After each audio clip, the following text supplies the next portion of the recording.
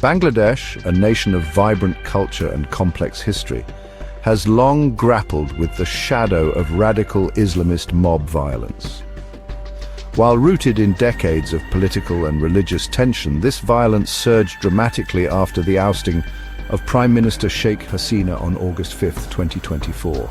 Today we explore the history of radical mobs in Bangladesh, their escalation in recent months, and the devastating impact on minorities, women, and the nation's secular fabric. This is a story of chaos, fear, and a nation at a crossroads. Bangladesh's identity was forged in 1971 during its liberation from Pakistan, driven by Bengali nationalism and a vision of secularism. But even then, tensions simmered between secular forces and Islamist groups like Jamaat-e-Islami, which opposed independence and aligned with Pakistan. Over the decades, radical Islamist movements, including Hefazat-e-Islam and Jamaat-ul-Mujahideen Bangladesh, JMB, gained ground, often mobilizing mobs to enforce their vision of a Sharia-based state. These groups exploited political instability, poverty, and religious sentiment to incite violence against minorities, secularists, and cultural symbols. Radical mob violence is not new to Bangladesh. In 1992, after the destruction of the Babri Masjid in India, Islamist mobs torched over 300 Hindu temples and attacked minority homes in retaliation. In 2001, post-election violence targeted Hindus perceived as supporters of the secular Awami League. Between 2013 and 2016, groups like Ansarullah Bangla team attacked secular bloggers, killing figures like Avijit Roy for promoting atheism.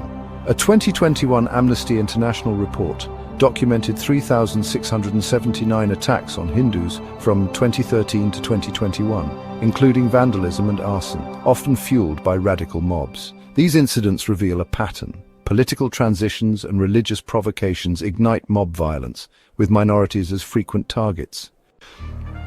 The fall of Sheikh Hasina's government on August 5, 2024 marked a turning point. The student-led uprising, initially sparked by quota reform protests, toppled her Awami League, accused of authoritarianism. The interim government under Muhammad Yunus lifted bans on radical groups like Jamaat-e-Islami, creating a power vacuum that emboldened Islamist mobs. A Prothom Arlo investigation reported 1,068 attacks on minorities across 49 districts from August 5 to 2024, with 2,010 total incidents, including 69 temple attacks by mid-August. Hindus, seen as Awami League allies, faced the brunt, alongside other minorities like Ahmadis and Buddhists. Let's examine key examples. In Netrakona, on August 6, 2024, a mob of nearly 100 stormed a Hindu home, looting cash and jewelry while shouting, "You are descendants of the Awami League, leave the country." In Shariatpur, a Hindu temple was looted and vandalized on August 5th, forcing families to seek army protection. The home of folk musician Rahul Ananda in Dhaka was set ablaze, destroying over 3,000 musical instruments, a direct attack on Bangladesh's cultural heritage. In November 2024, Hefazat-e-Islam cancelled events honoring Baal mystic Lalon Fakir, citing music as un-Islamic, showcasing their growing influence. The violence intensified in 2025. In May, in Jashore's Abhaynagar Upazila, Islamist mobs burned 18 Hindu homes after a Muslim leader's murder over a land dispute, falsely framed as a religious conflict. No arrests followed, raising concerns of impunity.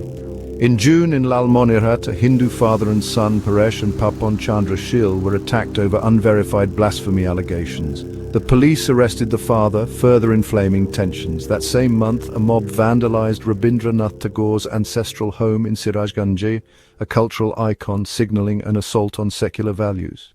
A chilling moment came on October 6, 2024, when hundreds marched in Dhaka with apparent ISIS flags demanding a caliphate.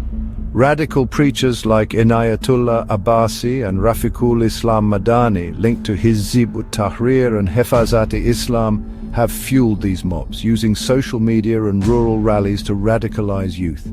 Intelligence reports warn of 20 gymnasiums doubling as militant training hubs, recruiting disillusioned young men. This surge reflects a broader push by groups like Ansarullah Bangla team to destabilize Bangladesh's democratic transition ahead of the 2026 elections. The escalation has regional implications. India, sharing a 4,096 km border, fears cross-border radicalization, especially in West Bengal and Assam. The interim government's restrained response, criticized for leniency toward radicals, has heightened concerns. While Yunus has promised reforms, over 100 arrests related to minority attacks by May 2025 show progress but also highlight the scale of the problem. Survivors tell harrowing stories. In Sunamganj, Krishna Das fled his village after a mob destroyed his home over a false blasphemy charge. Human rights groups like the Bangladesh Hindu-Buddhist Christian Unity Council report ongoing fear among minorities, with 49 teachers forced to resign in August 2024 alone. The lack of accountability fuels distrust, pushing some, like musician Rahul Ananda, to flee the country. Bangladesh's history of resilience is being tested. Radical Islamist mobs emboldened after August 5, 2024, threaten its secular foundation. The interim government must act decisively to protect minorities and restore order. As elections loom in 2026, the world watches to see if Bangladesh can reclaim its pluralistic soul or slide further into extremism. Share this story to raise awareness and demand justice.